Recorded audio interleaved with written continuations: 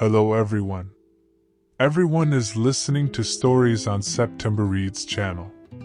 Please subscribe to the channel to help the channel grow. Thank you.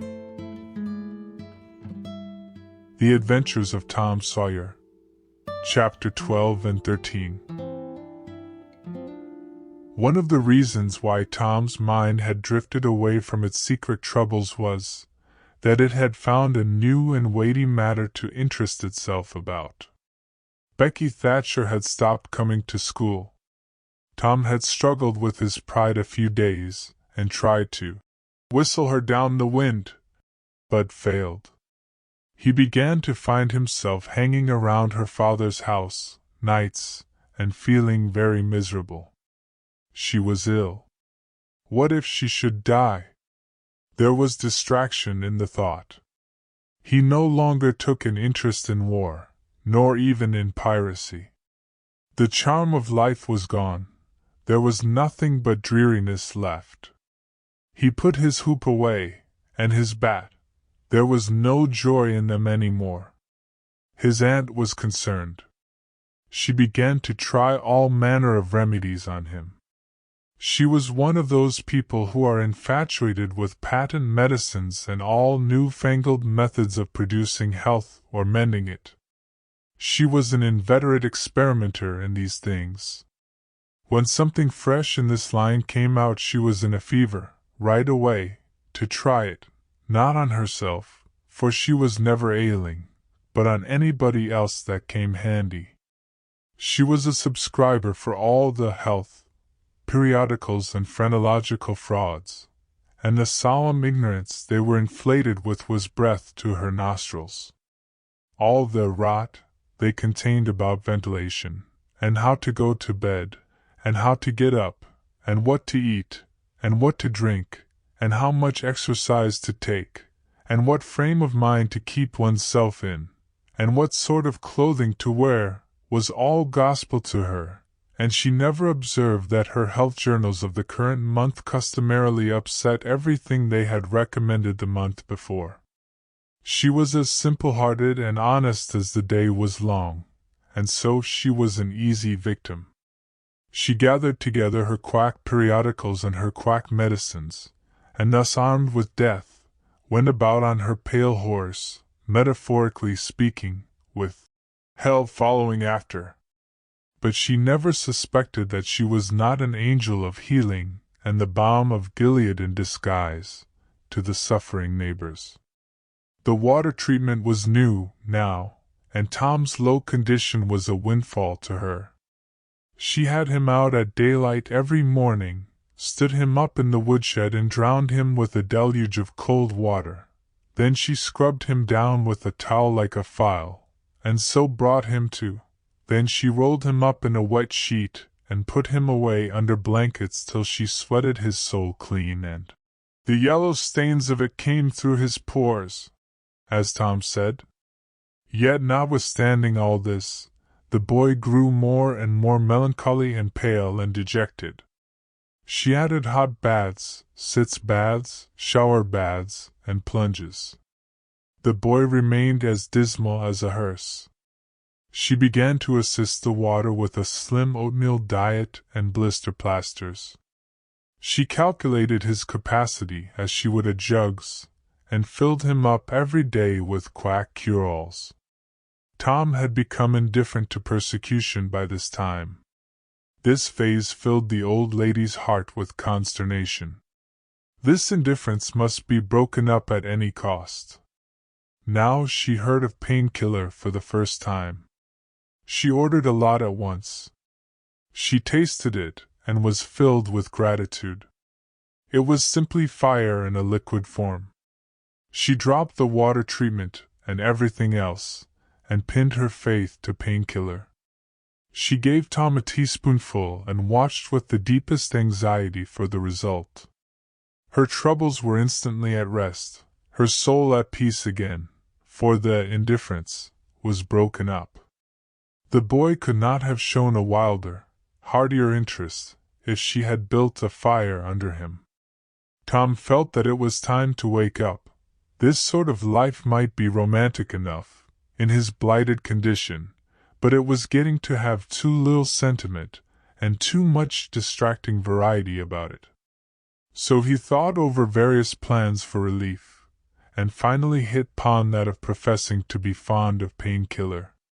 He asked for it so often that he became a nuisance, and his aunt ended by telling him to help himself and quit bothering her. If it had been Sid, she would have had no misgivings to alloy her delight.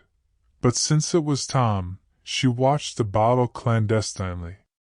She found that the medicine did really diminish, but it did not occur to her that the boy was mending the health of a crack in the sitting-room floor with it. One day Tom was in the act of dosing the crack when his aunt's yellow cat came along, purring, eyeing the teaspoon avariciously, and begging for a taste. Tom said, "Don't ask for it unless you want it, Peter." But Peter signified that he did want it. "You better make sure." Peter was sure. "Now you've asked for it, and I'll give it to you, because there ain't anything mean about me. But if you find you don't like it, you mustn't blame anybody but your own self." Peter was agreeable. So Tom pried his mouth open and poured down the painkiller. Peter sprang a couple of yards in the air, and then delivered a war whoop and set off round and round the room, banging against furniture, upsetting flower pots, and making general havoc. Next he rose on his hind feet and pranced around, in a frenzy of enjoyment, with his head over his shoulder, and his voice proclaiming his unappeasable happiness. Then he went tearing around the house again, spreading chaos and destruction in his path. Aunt Polly entered in time to see him throw a few double somersets, deliver a final mighty hurrah, and sail through the open window, carrying the rest of the flower pots with him. The old lady stood petrified with astonishment, peering over her glasses. Tom lay on the floor expiring with laughter. "Tom, what on earth ails that cat?"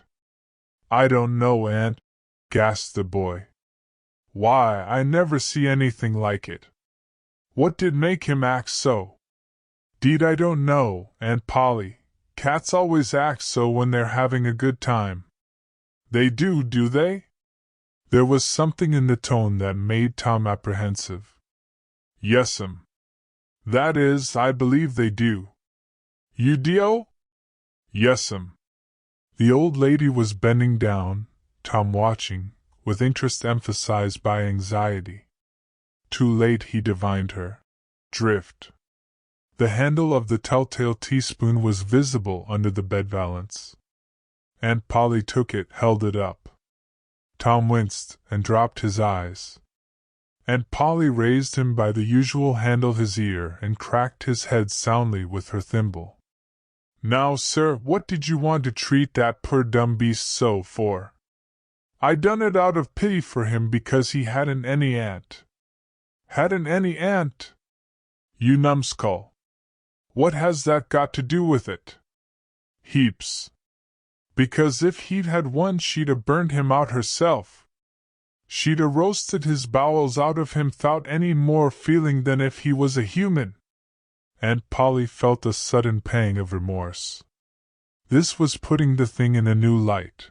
What was cruelty to a cat might be cruelty to a boy, too. She began to soften. She felt sorry. Her eyes watered a little, and she put her hand on Tom's head and said gently, "I was meaning for the best, Tom. And, Tom, it did do you good." Tom looked up in her face with just a perceptible twinkle peeping through his gravity. "I know you was meaning for the best, Auntie, and so was I with Peter. It done him good, too. I never see him get around so since." "Oh, go 'long with you, Tom, before you aggravate me again. And you try and see if you can't be a good boy for once, and you needn't take any more medicine." Tom reached school ahead of time. It was noticed that this strange thing had been occurring every day latterly. And now, As usual of late, he hung about the gate of the schoolyard instead of playing with his comrades. He was sick, he said, and he looked it. He tried to seem to be looking everywhere, but whither he really was looking down the road.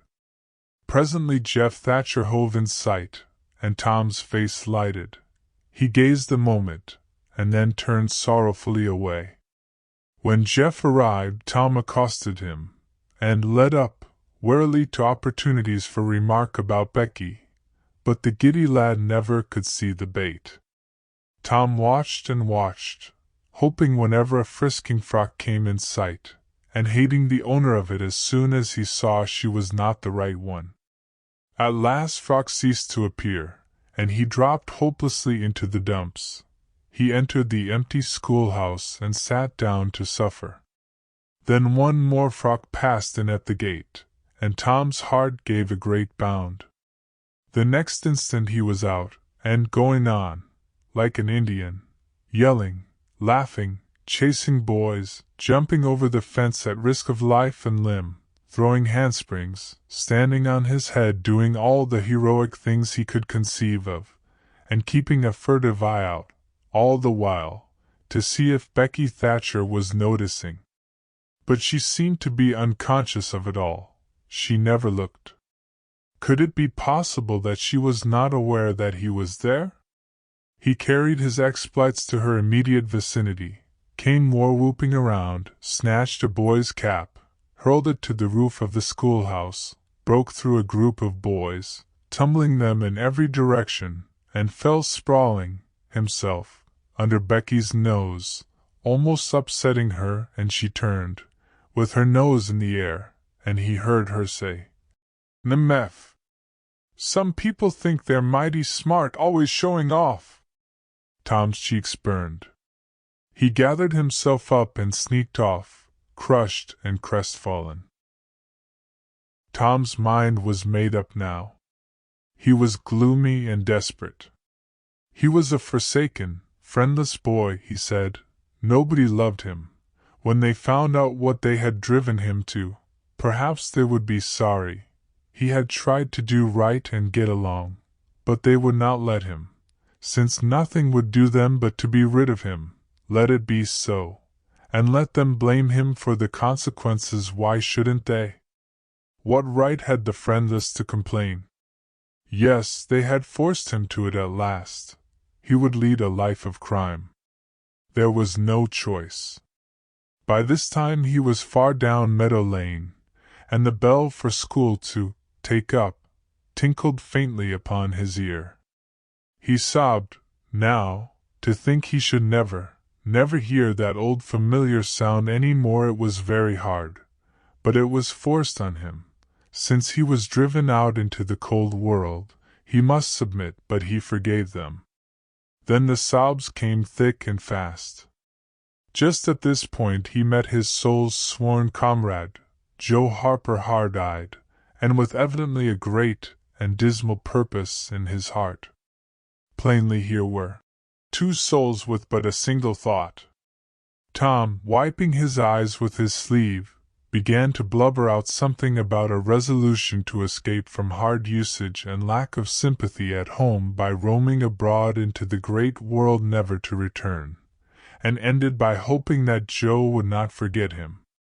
But it transpired that this was a request which Joe had just been going to make of Tom, and had come to hunt him up for that purpose.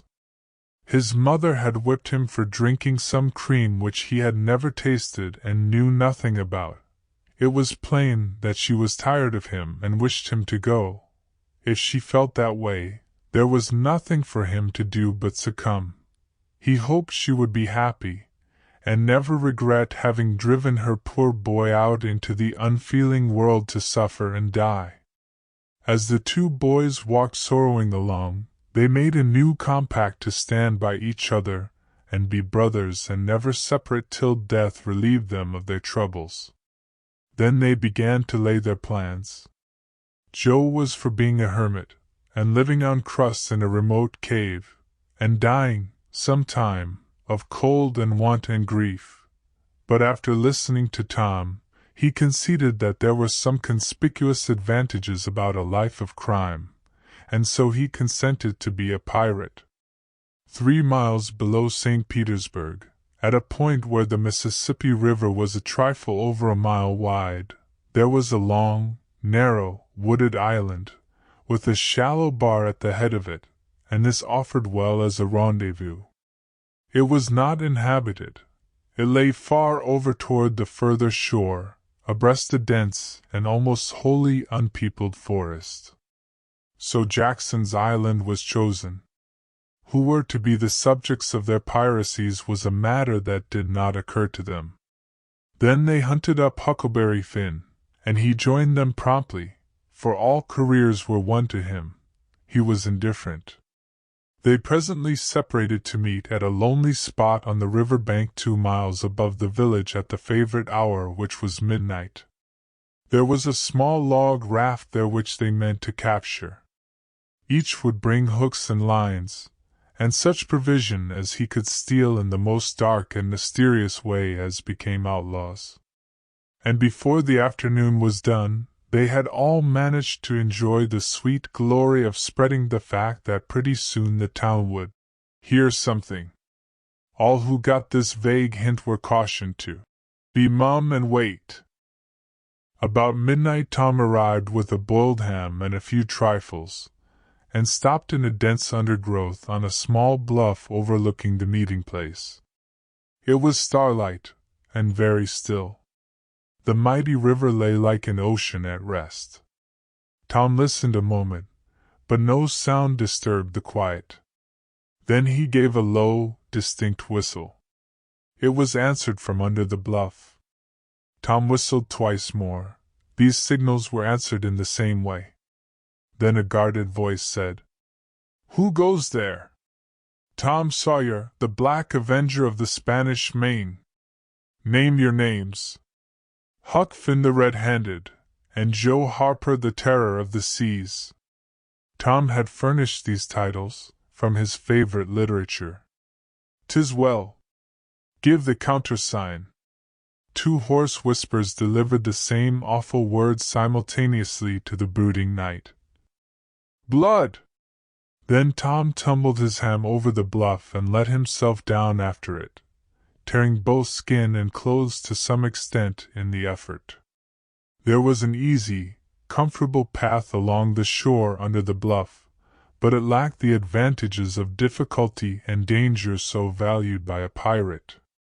The Terror of the Seas had brought a side of bacon, and had about worn himself out with getting it there. Finn the Red-Handed had stolen a skillet and a quantity of half-cured leaf tobacco, and had also brought a few corn cobs to make pipes with. But none of the pirates smoked or chewed, but himself. The Black Avenger of the Spanish Main said it would never do to start without some fire. That was a wise thought. Matches were hardly known there in that day. They saw a fire smoldering upon a great raft 100 yards above, and they went stealthily thither and helped themselves to a chunk. They made an imposing adventure of it, saying, "Hist!" every now and then, and suddenly halting with finger on lip, moving with hands on imaginary dagger hilts, and giving orders in dismal whispers that if the foe stirred, to let him have it to the hilt, because dead men tell no tales. They knew well enough that the raft's men were all down at the village laying in stores or having a spree, but still that was no excuse for their conducting this thing in an unpiratical way. They shoved off, presently, Tom in command, Huck at the after oar and Joe at the forward. Tom stood amidships, gloomy-browed, and with folded arms, and gave his orders in a low, stern whisper. "Luff, and bring her to the wind." "Aye, sir." "Steady, steady, why. Steady it is, sir." "Let her go off a point." "Point it is, sir." As the boys steadily and monotonously drove the raft toward midstream, it was no doubt understood that these orders were given only for style. and were not intended to mean anything in particular. What sail's she carrying? Courses, topsails, and flying jibs, sir. Send the aryals up. Lay out aloft there, half a dozen of ye fortopmast stunsail. Lively, now! Aye, sir! Shake out that maintopgallant. Sheets and braces. Now, my hearties! Aye, sir! Helm a lee hard a port! Stand by to meet her when she comes! Port, port! Now, men! With a will! Stead, why! Steady it is, sir! The raft drew beyond the middle of the river. The boys pointed her head right, and then lay on their oars. The river was not high, so there was not more than a 2 or 3 mile current. Hardly a word was said during the next 3/4 of an hour. Now the raft was passing before the distant town. 2 or 3 glimmering lights showed where it lay, peacefully sleeping, beyond the vague, vast sweep of star-gemmed water, unconscious of the tremendous event that was happening. The Black Avenger stood still with folded arms, looking his last upon the scene of his former joys and his later sufferings, and wishing she could see him now, abroad on the wild sea, facing peril and death with dauntless heart, going to his doom with a grim smile on his lips. It was but a small strain on his imagination to remove Jackson's Island beyond eyeshot of the village, and so he looked his last, with a broken and satisfied heart. The other pirates were looking their last, too, and they all looked so long that they came near letting the current drift them out of the range of the island. But they discovered the danger in time, and made shift to avert it. About 2 o'clock in the morning the raft grounded on the bar 200 yards above the head of the island, and they waded back and forth until they had landed their freight. Part of the little raft's belongings consisted of an old sail, and this they spread over a nook in the bushes for a tent to shelter their provisions. But they themselves would sleep in the open air in good weather, as became outlaws. They built a fire against the side of a great log 20 or 30 steps within the somber depths of the forest, and then cooked some bacon in the frying pan for supper, and used up half of the corn, pone, stock they had brought. It seemed glorious sport to be feasting in that wild, free way in the virgin forest of an unexplored and uninhabited island, far from the haunts of men, and they said they never would return to civilization. The climbing fire lit up their faces and threw its ruddy glare upon the pillared tree trunks of their forest temple, and upon the varnished foliage and festooning vines. When the last crisp slice of bacon was gone, and the last allowance of corn pone devoured, the boys stretched themselves out on the grass, filled with contentment. They could have found a cooler place, but they would not deny themselves such a romantic feature as the roasting campfire. "Ain't it gay?" said Joe. "It's nuts," said Tom. "What would the boys say if they could see us?" "Say? Well, they'd just die to be here, hey, Hucky?" "I reckon so," said Huckleberry. "Anyways, I'm suited. I don't want nothing better'n this.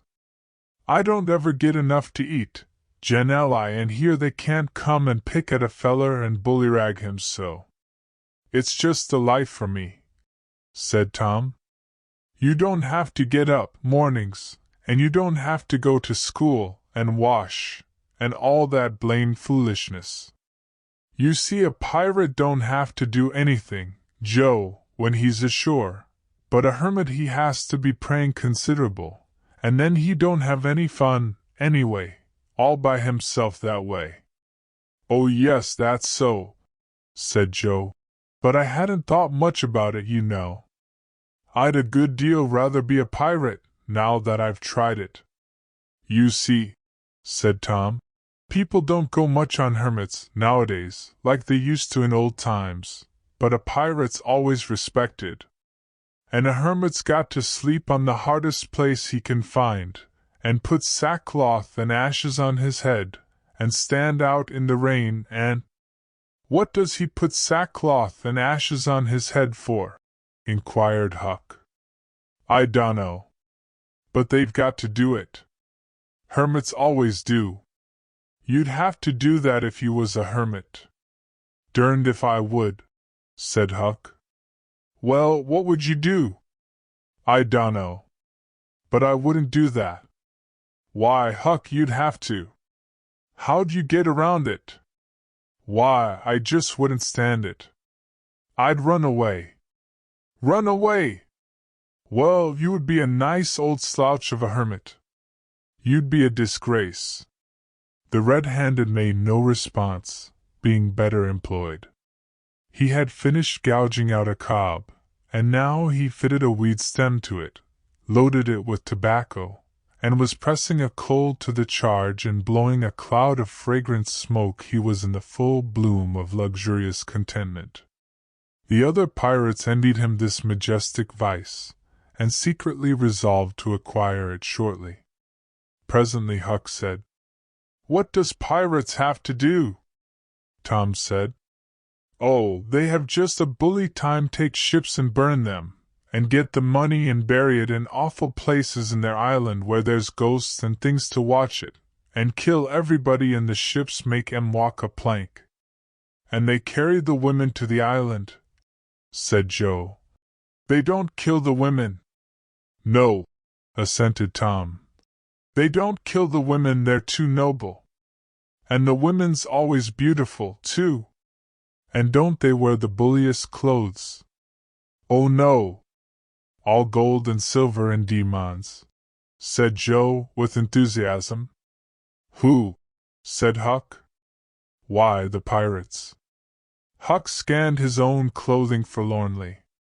"I reckon I ain't dressed fittin' for a pirate," said he, with a regretful pathos in his voice. "But I ain't got none but these." But the other boys told him the fine clothes would come fast enough, after they should have begun their adventures.